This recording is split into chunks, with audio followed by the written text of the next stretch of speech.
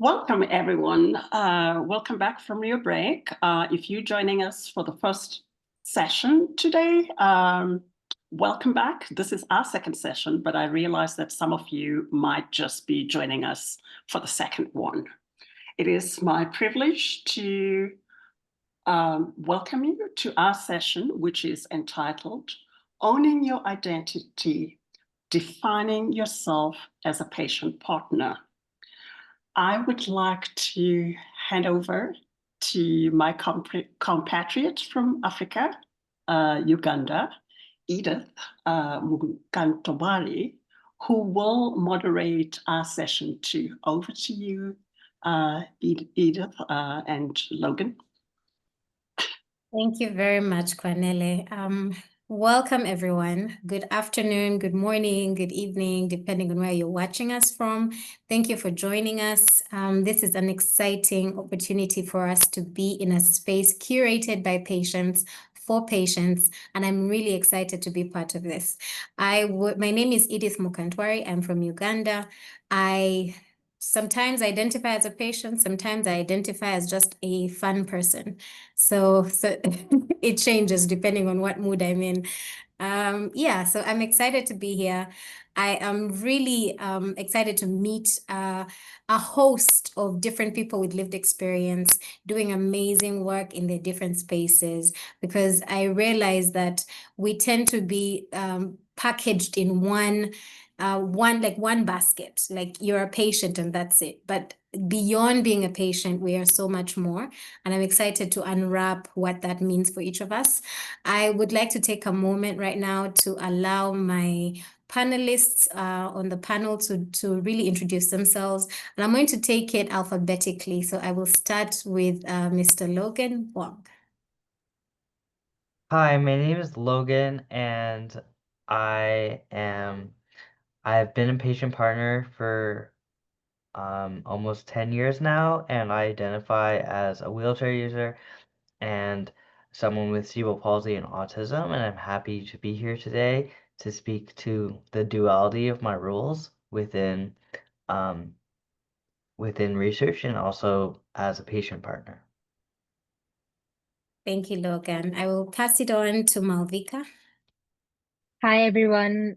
Super excited to be here and so happy to see all of you. I'm Maalvika. I'm a 26-year-old young patient partner joining you from Bangalore, India. I live with Crohn's disease, depression, and anxiety. So I've just about started my journey as a patient researcher, but I've been in the advocacy field for over 4 years now. So really looking forward to this session. And I'm also honored to be serving as the PXP 2025 steering committee member, bringing all these conferences together. So super excited for this session. Thank you so much, Maalvika. I will take it now to Rita. Thank you. Thank you. I'm also delighted to be here. Thank you very much. I'm happy to share my story and to hear all of you as well. My name is Rita Schriemer. I live in the Netherlands. I was diagnosed with systemic sclerosis in 2013, and it's a rare disease, and it was a very frightening time. And unfortunately, I was not able to keep up my job anymore because I had serious health issues. And then I started to become a patient advocate, and just by pure chance, because somebody else was ill, I became a patient research partner, and I was so nervous and anxious about that journey. And but since then, a lot of things have happened. I've been working as a patient research partner, and I'm now enabling other people to be a patient research partner. So it's been a great journey, and so owning your identity can actually pay out. Thank you. Indeed, it does. Thank you, Rita. I will also disclose I live with type 1 diabetes, celiac disease, and was recently diagnosed with ADHD. And I'm hoping that all of that is just a very interesting combination of things that I need to educate so many people about. But it's exciting. The process of making or creating community is such a rewarding experience, and I'm excited to do that in all these different spaces. So I want us to go on to our first question, which I really think all of us will we shall be able to feel like this really is something that we would love to understand something about. One of the things that we know about living with a chronic illness is that it can be very difficult to disclose it publicly. But we also know that depending on where you are, and there's so many other different factors that can affect it, it might be a good thing or it might not necessarily be a good thing to disclose it. So our question really is, have you been able to disclose your condition in your work as a research partner, a patient partner? Have you been able to discover for your unique circumstances, what are the opportunities, what are the challenges? Yeah, I'd like to discuss that first. Thank you. I will go this time. I think I'll start with Rita. Thank you. Oh, thank you for that question. For me, it's been a bit of a dilemma sometimes. I use my diagnosis, or I will disclose my diagnosis, and sometimes I choose not to. Depending sometimes on how vulnerable I feel about it, because not every day is the same. I don't know if other people recognize that, but sometimes it just feels too raw for some reason, or unsafe to disclose. And in other cases, I think it's not helpful to disclose. So I feel free to disclose it, but it's always my call whether or not I'll do it. Have you found any opportunities there or any challenges particularly? I think the challenges is that people will just look at you as a patient and not as a fully rounded person. I'm also a parent and a friend and a wife and a daughter and a neighbor and all those other things. So I would like to be there, a lot of room for all that aspects of somebody's personality. So that is sometimes a challenge. And for me, it's always been also been an opportunity, because I've been able to get more employment and paid employment also in facilitating others to do this thing. So it's been a bit of both, I suppose. I understand. Well, thank you so much for that, Rita. And indeed, we are so much more than just being patients, and that's amazing to hear that from you. I will go next to Maalvika. Yeah, I think I completely resonate with what Rita said. I think that it goes both ways, and it's like two sides of a coin. So for me, it has been both beneficial and not beneficial, if I might say so. As a professional, I'm a psychologist. So I think me being open about my diagnosis and me living with a chronic illness has actually opened up a lot of alternate career avenues for me as a patient partner. I'm involved in so many different advocacy and research opportunities, which I may not have gotten had I not disclosed my chronic illness identity. If I had chosen to be quiet about it, I'm not sure I would have gotten these opportunities. For example, me being a part of PXP's 2025 steering committee member is because I disclosed my identity openly. I haven't hidden that. So I think in that sense, I have definitely gotten the opportunity. But however, there's this bias and stigma that often comes with living with a chronic illness, or in my condition, living with an invisible illness, because I don't look sick enough.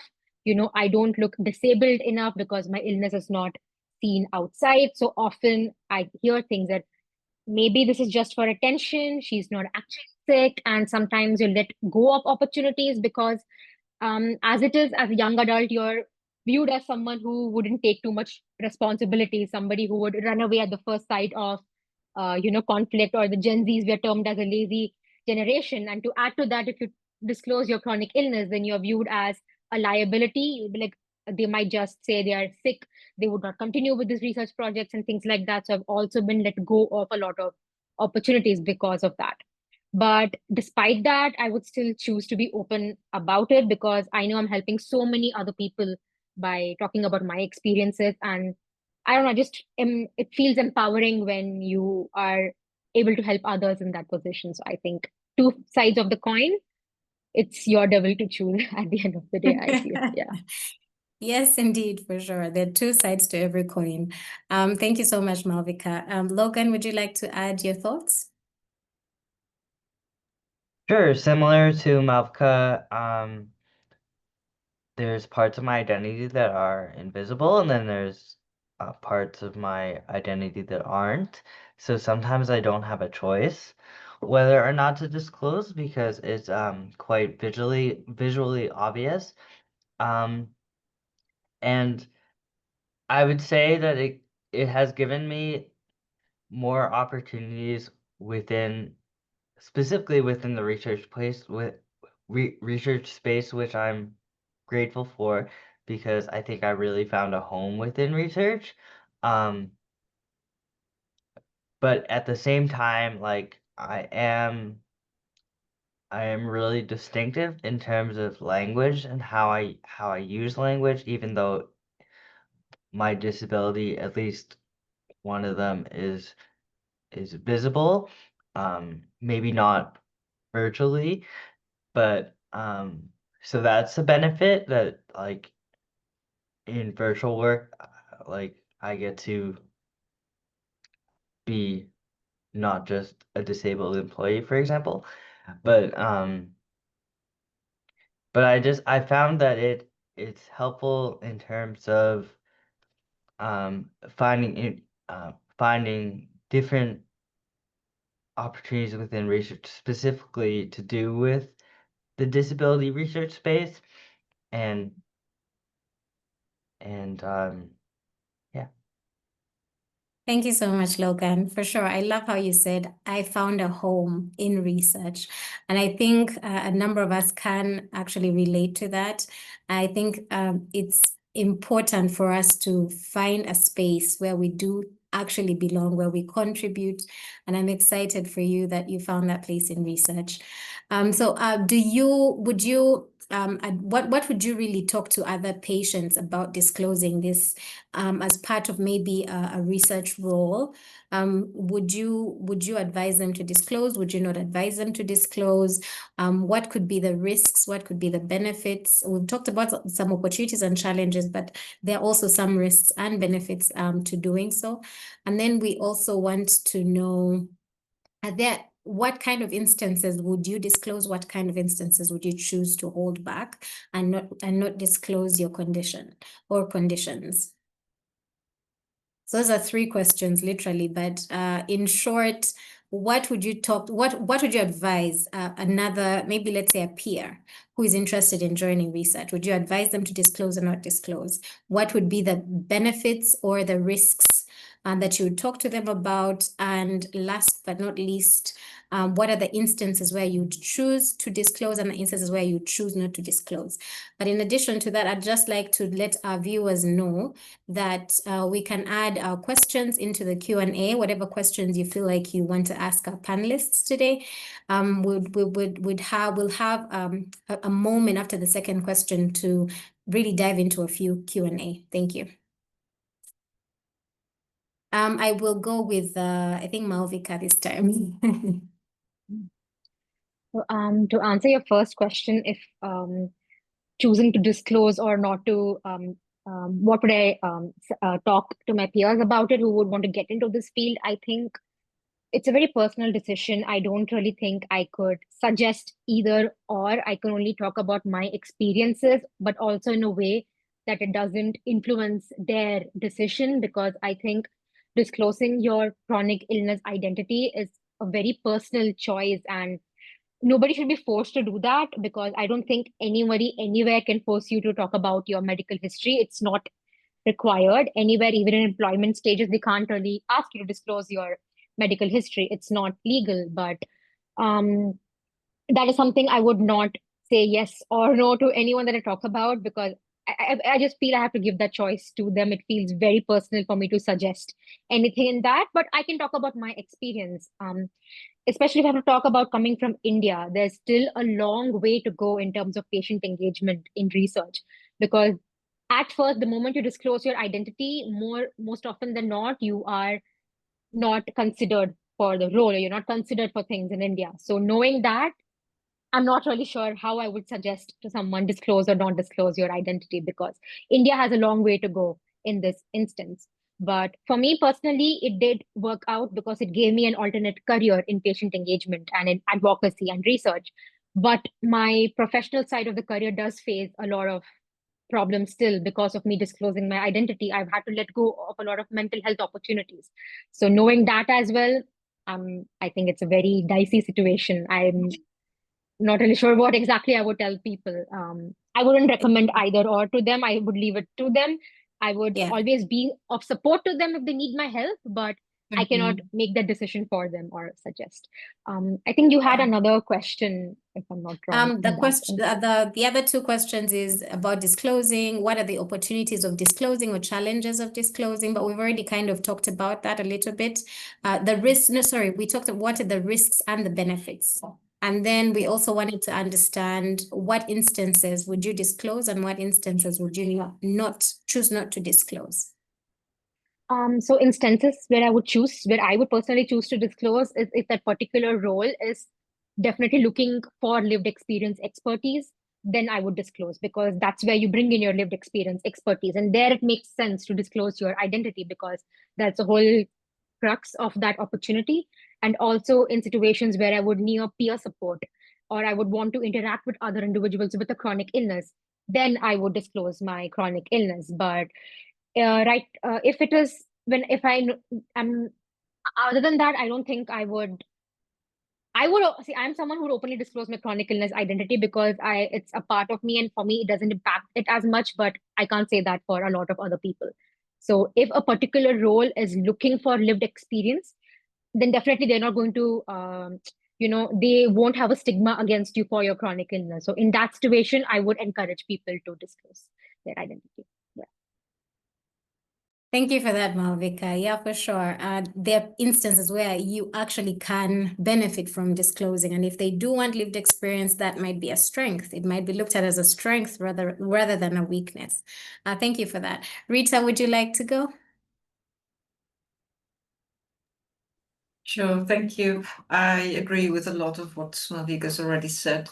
I think it can be helpful and sometimes it's harmful, but for me, I think it's also a question of when you are just diagnosed with a chronic illness. For me, there was a part of me that needed grieving first to let go of the old me and find that identity, that part of identity back.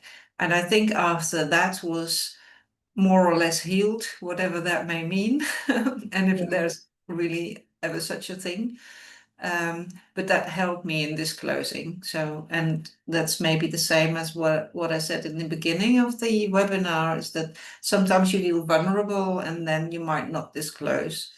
And also sometimes I do not disclose if other people are coming to me and they want to use their lived experience and can bring in that lived experience as a patient research partner. Then I just want that story to be about them and not about me. So then I'll hold back. So it's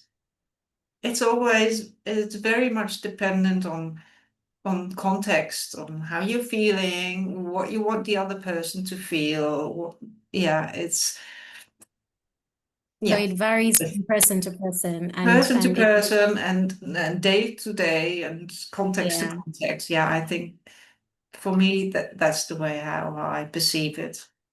I love that you talked about how it varies even from day to day. So today I might want to disclose, and then tomorrow I don't want to disclose anymore. And that actually talks about also some of the challenges and the ups and downs of actually working as a patient partner.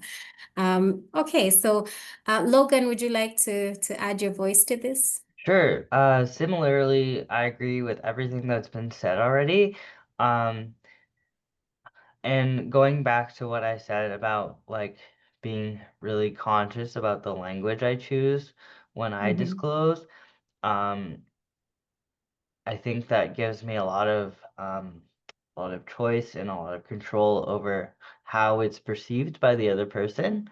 And and that makes me able to disclose in many different contexts and on many different days and in many different spaces without having to fully go into the specifics or all the details. So like and I agree that like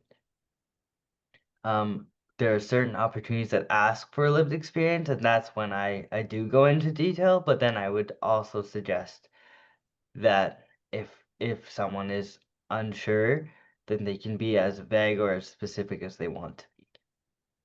I love that. It basically all of you are agreeing that it really depends on the individual. It cannot be one, blanket consideration. It has to be adjusted depending on the comfort level of the different people that are involved. Okay, thank you so much for that.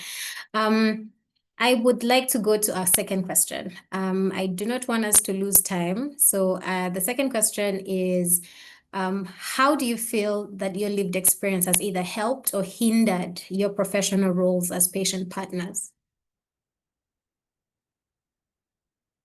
Has your lived experience been, has it been helpful or has it been a hindrance in your role as a patient partner?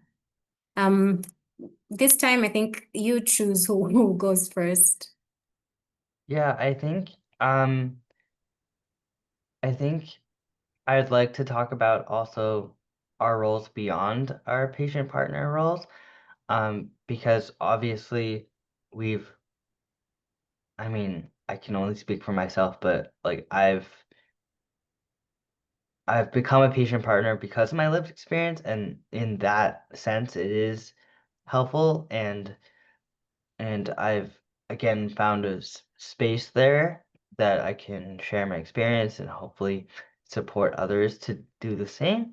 But going beyond my roles within patient partner, it's also helped me find research roles that are specific to disability generally, which I again very much appreciate, and I've very much made it my career to do so.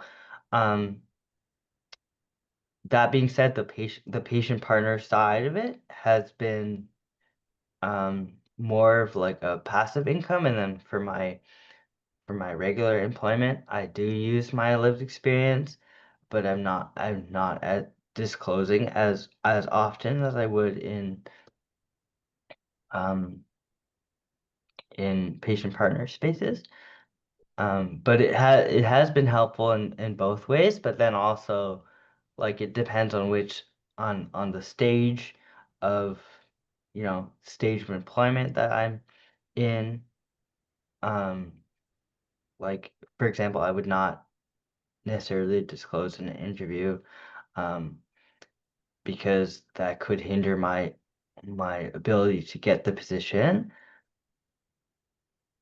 But again, for like asking for accommodations and things like that, once I get the position, like obviously I would need to disclose at least a portion of my disability to be able to receive those supports. So I pass it on to some other folks on the panel. Whoever wants can take on. Thank you. Yeah. Thank you, Just Logan.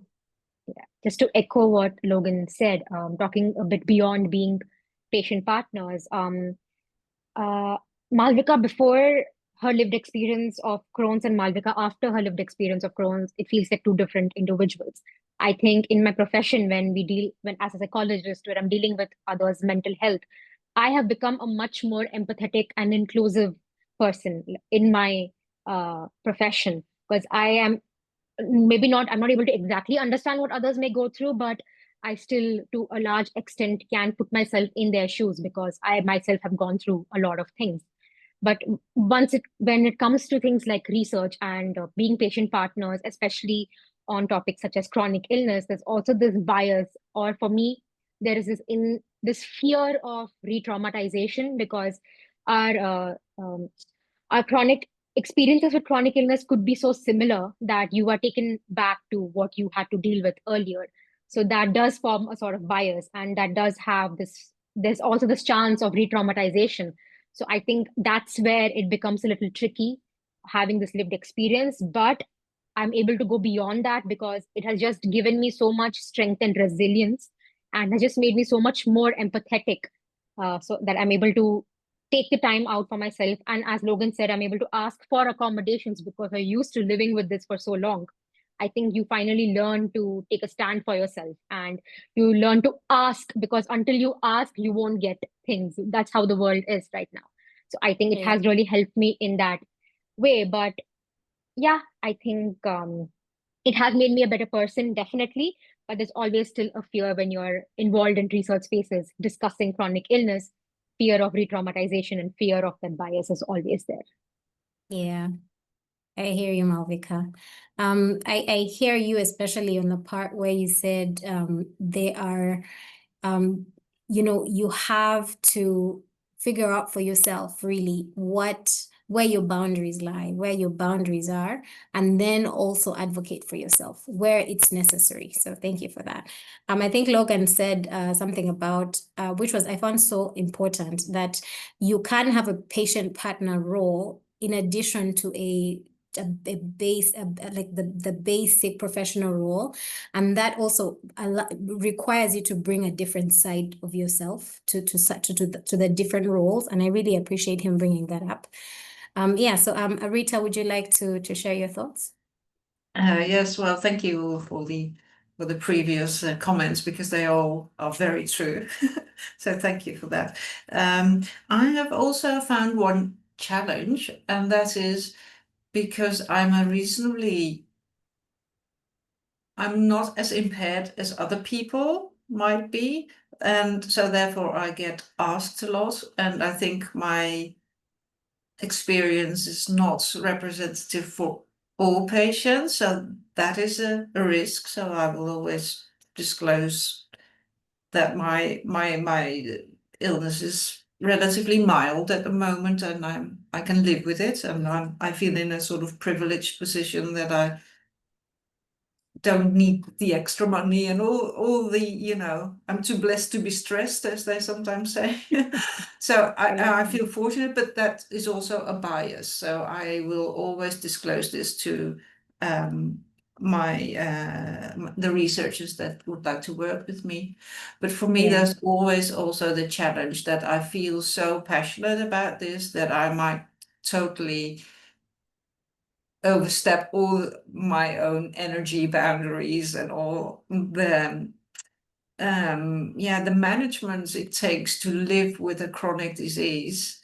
It's sometimes it takes a lot of time and energy, and sometimes not so much, but I find that the biggest challenge, to be honest. Yeah.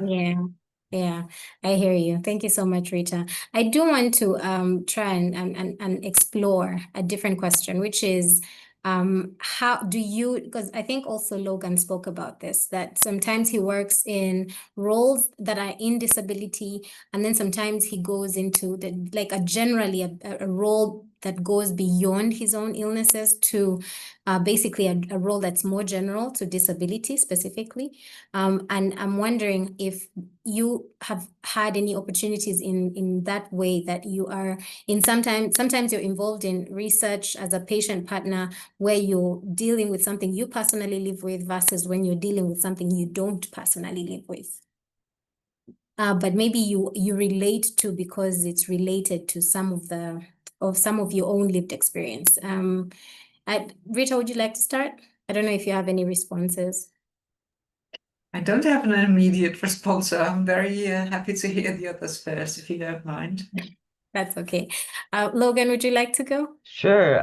It just what I meant by living in this disability workspace, but also living with a disability or chronic illness, was that you're right. I can relate to that experience of having a disability, regardless of what the diagnosis is, and sometimes it is more specific to my own diagnosis, and that does make it easier to disclose or to advocate for myself, for example. but then also in the disability general spaces, I guess I'm more like careful in the way that I use my language, in the way that I present myself, just because the people that I'm speaking to, the audiences that I'm speaking to, might not fully understand my specific diagnosis, and that might bring up some biases, and also maybe some re-traumatization for myself and the audiences. And then I'm a little bit more like hesitant in the general disability space, but like for like my diagnosis specific spaces, I feel more comfortable, even though I have more opportunities within the general disability space. And I have not really worked within my diagnosis specific spaces yet, but I would just say like my feeling towards it and how I present myself is different, and I don't know whether that's a good thing or not, because I should be confident in all spaces in disclosing not just my disability, but all other parts of my identity as well. But like that's just something I feel when I am in certain spaces, and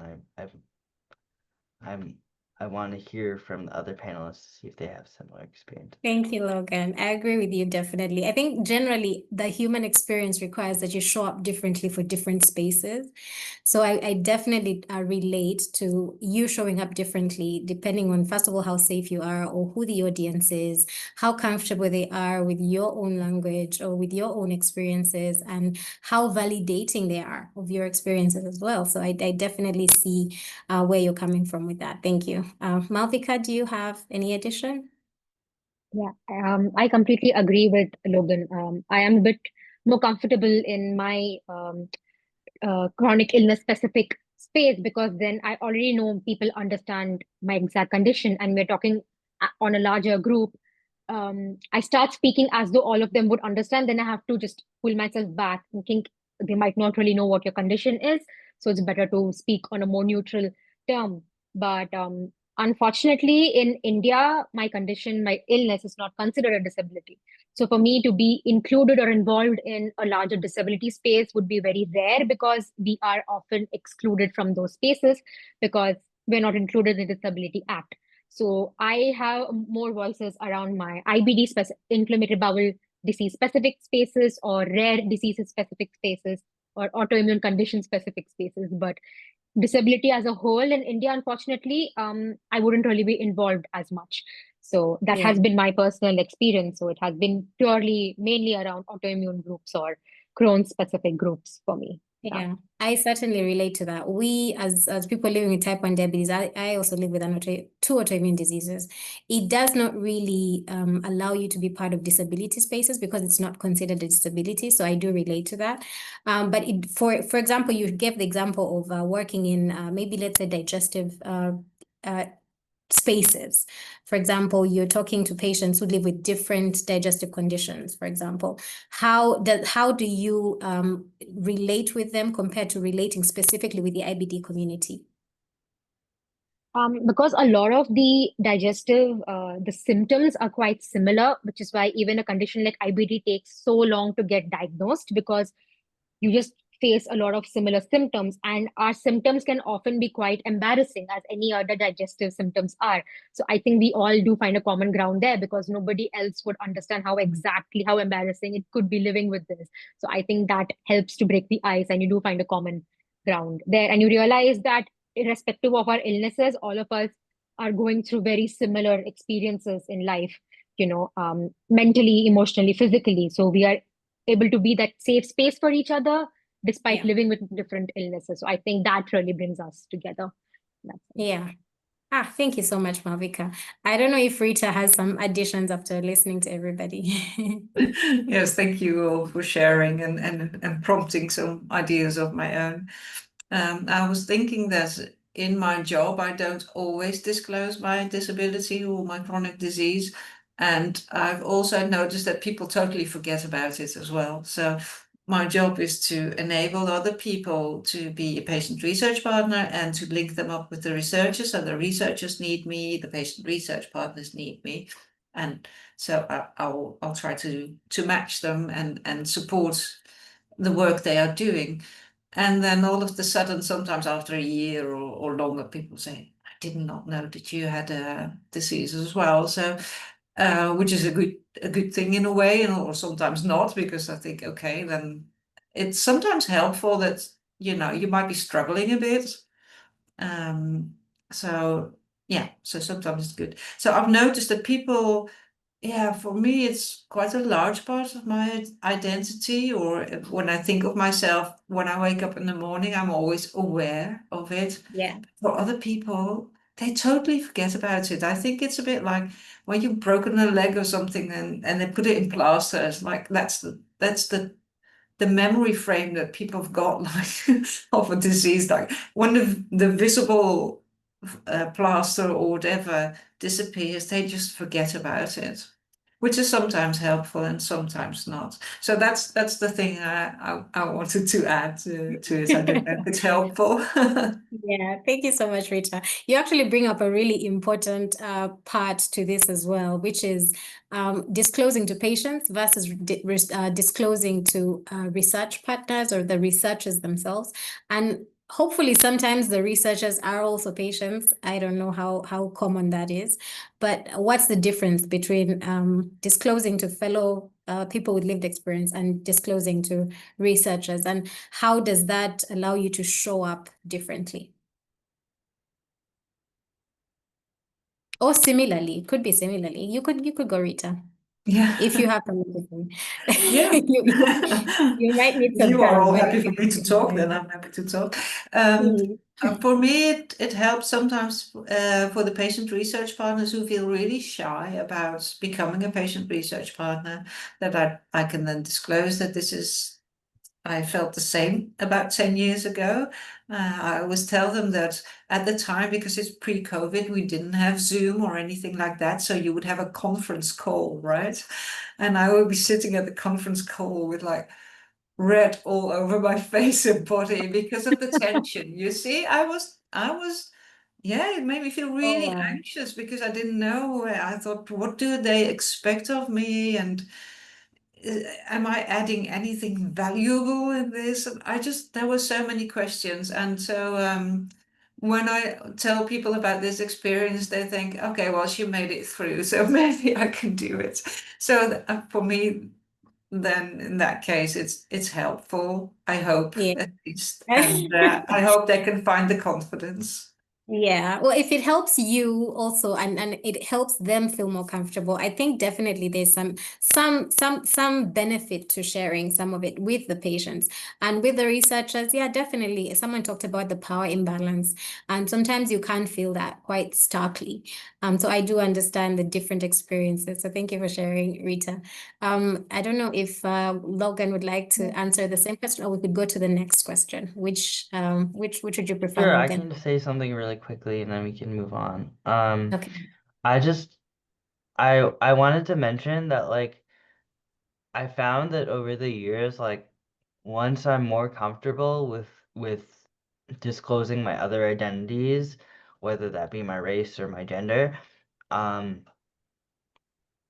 then I'm more comfortable disclosing my disability in a way that makes sense for me and in a way that makes sense for other people to perceive it that way. And I think we're mostly talking about disability and chronic illness, but I don't want us to forget in terms of this conversation about other identities that we all might hold and how that impacts how we disclose our disability or how we show up in the world and show up for others. Yeah, thank you so much, Logan. I love that. We're going to go to the next question, which is how have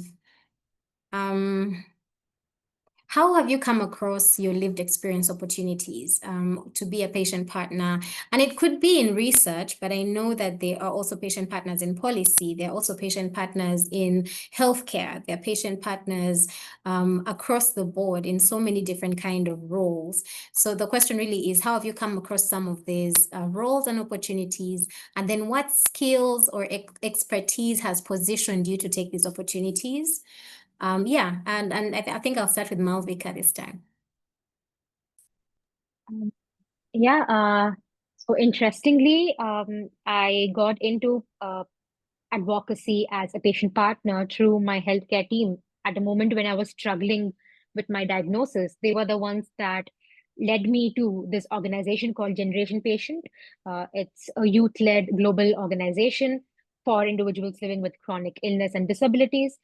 Because at the moment when I felt I had nobody who would understand me, I felt as though I'm the only one in this world living with this illness, and I was going through a lot physically, mentally, emotionally. It was my healthcare team that, I don't know how they were up to this resource, but they were the ones that guided me through this. And that was my starting point of involvement as a patient partner in advocacy and research. And I think my communication skills, my candor, and being able to just empathize with people really helped me move ahead in this field as a patient partner. And I think through this experience with Generation Patient, my advocacy skills also really improved. My research skills improved substantially, where I could actually call myself a research partner is because of that. So I think for me, my healthcare team was what helped me. But I think there are amazing resources available online when you search for resources related to your chronic illness, and organizations that are truly doing amazing things. And currently, I'm involved with this organization called IBD Patient Support Foundation India. And it's through that I got to know about PXP and the amazing work that PXP is doing. So I think it really, the moment you start building your disability community, I think you learn so much from your peers, from each other about the resources and different opportunities. So I would credit a lot of that to my peers. It's through them that I've gotten these opportunities. So yeah. Oh, that's amazing. You bring in the value of having a peer community. So that's really awesome. And I do know about Generation Patient and the peer support opportunities that they share. So thank you so much for that, Maalvika. Rita, do you have anything to add? How you come across your roles and how your skills or experiences or expertise has positioned you to take on some of these opportunities? Well, I loved everything Maalvika said, because I think I was struggling when I first was diagnosed, and I felt quite lonely because it's also a rare disease. But I think even if it's something that a lot of other people will have, you feel lonely because in your life, in your personal life, you're the only one, right? Yeah. So therefore it's a big thing. So finding that peer community was very important to me. I was also a little bit hesitant at the time because I was worried I would see something that I would not identify with and then sort of miss that connection altogether. So I would like to keep it as an opportunity for later. I was also a little bit worried that I would see people, because my disease is a progressive disease, that their disease had progressed, and that might evoke more fear and fright in me. So, but actually taking that step and connecting to peers, I just realized how important and empowering that is. And yeah, that really, really helped me. And so for them, I started to write for the Patient magazine, and I would write columns, and that would be about my personal experience, but they would never be sad, because they were a bit sort of tongue in cheek, like, and a bit more brave than I really was, you know. But it gave me the opportunity to put a slightly different perspective on my personal experience that was helpful for me. And so by writing, by connecting, and then it might resonate with other people, and then you get into contact with more people. And so I think at the time when I was ill, I was afraid of everything becoming stagnant. Is that the right word? And I wanted to flow and grow and all those things. And by connecting to peers, for me, that has really opened up that path. So, yeah. That is amazing. And I do relate to you because when I said advocacy, I was very outgoing. I had conversations with strangers. These are things I didn't do before. So it definitely does open you up to exploring more of your skill set. And that's really amazing. Do you want to say something, Logan? Sure.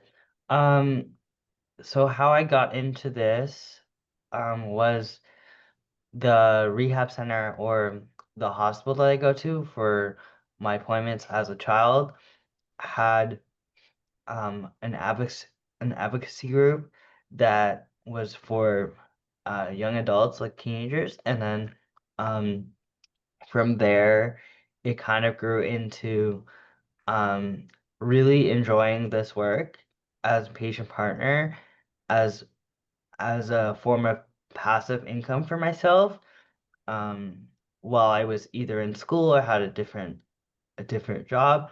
And then so, and the skills I've learned is not just advocacy, but like how to frame things, about my identity and um and how to communicate professionally and personally about my diagnosis or about my disability and about all my identities in a way that is perceived by other people as non-confrontational or not or it's not scary for them, so they can they can have a point of reference when another person with a disability comes along in their life, and they can be like, I have this relationship with this other person, and it's going really well, and so it kind of like minimizes those biases that people have, at the stigma around disability or chronic illness. And I really pride myself in the way that I'm able to communicate that professionally, specifically, because that has led to um, a very fruitful career in research for me in the disability space, and I think those are the skills I bring to both my professional and personal life. Yeah. Oh, thank you so much, Logan. I love that. I have one question, but before that, I really want to go to the Q&A and see if we have some great questions to take a look at that will help us address the questions from the audience. Lisa Mallory says, I would like to include the identity of caregivers in this discussion who are part of the lived experience in healthcare. How can this session's discussion accommodate this population? Thank you, Lisa, for that. I have the same question in my head, actually. I had it before we started, and I was thinking, how do you include caregivers? They're not necessarily, they are lived experience, actually, but they don't live themselves with an illness. But how do you include them in some of these spaces? Would anyone like to take that? Sure. Yeah, Logan. I mean, like, of course they're part of the lived experience community, but like, you're right, it is different.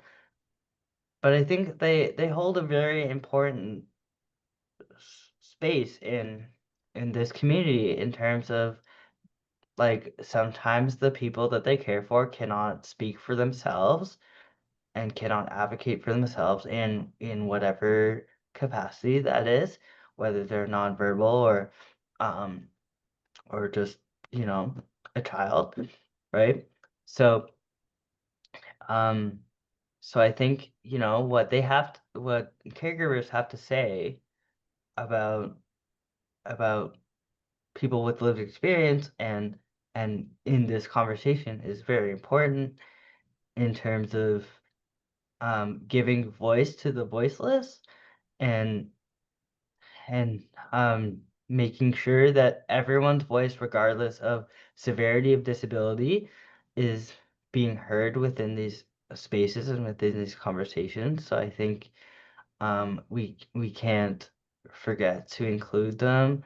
And I think it is hard to include them because some people have very strong feelings about like if the caregiver themselves doesn't have lived experience, then it somehow doesn't quote unquote count. But I think, living with someone with a chronic illness or disability isn't the same, but it's still their life and they still have a space here, and I think we should open that up for them. Thank you so much, Logan. I entirely agree with you. Rita, do you have a say? Do you have any thoughts you'd like to add? Yeah, I think it's important to open up that space because as a caregiver, you are every day you're sort of exposed to this disease or illness or condition or whatever it is, without being, sorry to say, but compensated for it. So we can have like a disclaimer and we can't get into work today because of this, that, or the other. But they never get the disclaimer, but they live with it every day. And I think that might be really quite tough. Also, once I was a patient research partner for asking the educational needs for my condition. And I said, we need to include what partners need, because like I said, my condition is progressive, and for some people within a few years, they will pass away. So caregivers are very, very worried for their spouse or brother, sister, mother, whatever. And they do not ask the questions because they don't want to be the burden to the patient, not to, ask the really difficult questions. So we then invited the partners or caregivers, and then they spoke really openly about their needs. And I thought, wow, this is something that even also in the advocacy groups we need to open up for more, because like I said, they don't have the disclaimer and they feel unable to ask really difficult questions. Mm-hmm. Yeah, I definitely can understand that. Thank you for bringing up that very important point. Do you have anything to add, Maalvika?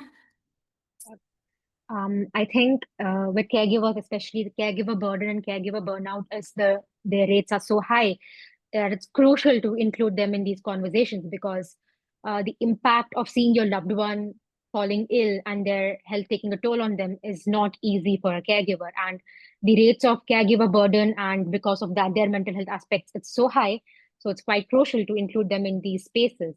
So while this particular conversation directly may not be involving caregivers, but at least it does address a part that the fear caregivers have as to what future does my child or my partner or my loved one hold. At least it gives them a ray of hope that life doesn't end with the diagnosis of a chronic illness. Your loved ones do have a bright future in spite that, despite that, or because of that. So I think this particular session at least might give them that ray of hope, if nothing else. And also it helps to open and start a conversation so that you have much more. This is just a step. You need to have so much more conversations, and at least the first step has been taken, and you'll have so much more conversations opening and so many narratives changing, where caregivers are maybe equally not as involved in this as us, but they're an extremely important part in this. So definitely. Yeah. Thank you, Maalvika. I definitely agree with you on that. I know that involving an entire, not necessarily like an entire family, but involving family members and caregivers is very important for getting the kind of outcomes that research is actually looking for. So I really agree with you on that. Thank you so much. We have another question, although we only have a few minutes to go. So we'll keep this to maybe 1 minute and add your takeaway. Keep it really, really short. The question is, how do you ensure that the project PPI team adequately reflects the multi-ethnicity and social mix of the patient population? I'm not sure what the PPI team is. I don't know. Maybe we'll go to another question. So you talked about how you identify. Do you feel, I think this is to Rita specifically, you talked about how you identify. Do you feel that, for example, identifying as a diabetic rather than a person living with diabetes changes a person's feelings and beliefs about their ability to manage their condition? I'm not sure if Rita would be able to answer this, but I'll let you say what you need to say, Rita. Thank you. Sometimes if you identify maybe as somebody with a particular illness, rather than a person with a particular illness. So if I was to say like, I've got systemic sclerosis, full stop, that would be different to me than saying I'm a person with lived experience of systemic sclerosis. I think for me it opens up more, like I said, maybe at the start of this conversation, like all the other aspects of my life that I bring into it. And I don't want to be narrowed down to that part of my life, which is a part and in a patchwork of all my identities. I don't know if that makes sense, but this is how I feel about it. It does make sense. It does make sense. Thank you for that. And there are people who would prefer to identify as a diabetic instead because maybe it's shorter. A person living with such and such is such a long statement as well. So sometimes it's just easier to say I'm diabetic and that's it. So thank you so much for that, Rita. So we want to go to your last few thoughts. What's your takeaway from this conversation?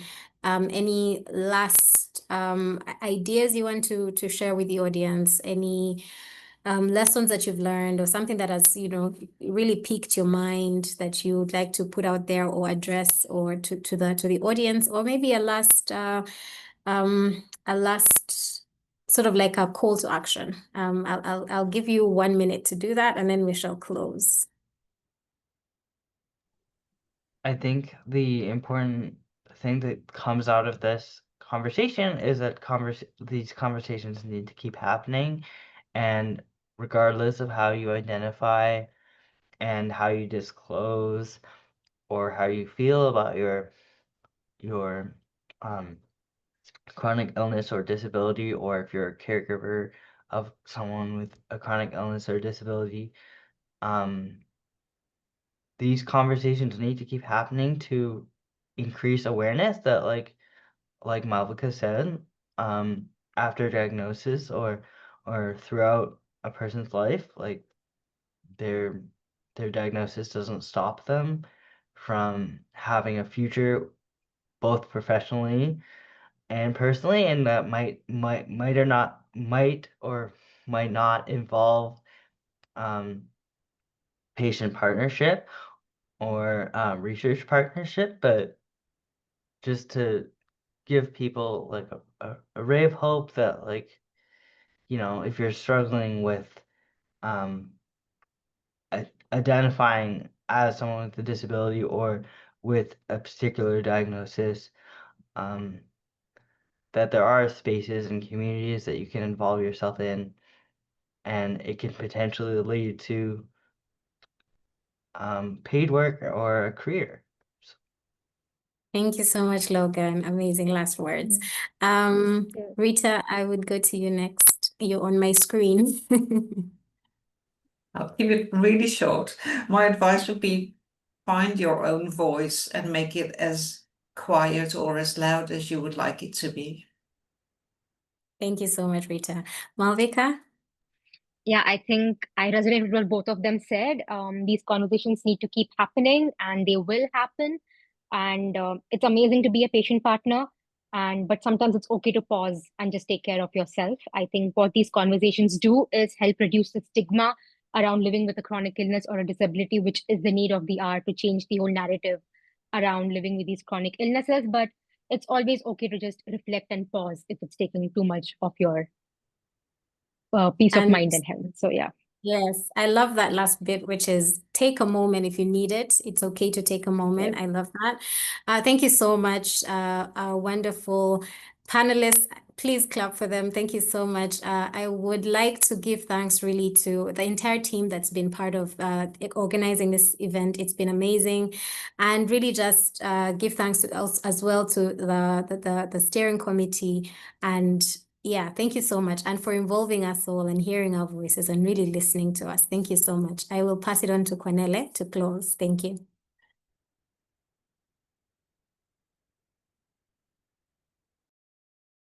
Sorry, Prunella, you're on You're mute. muted, Cornele.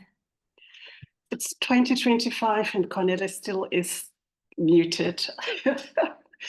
Thank you very much to Edith for shepherding us through this very beautiful, beautiful, thought-provoking session. And special thanks to Maalvika, Logan, and Rita. I just want to say, as a person with lived experience as a patient partner, I know the vulnerability of us doing the work we do, and it is work.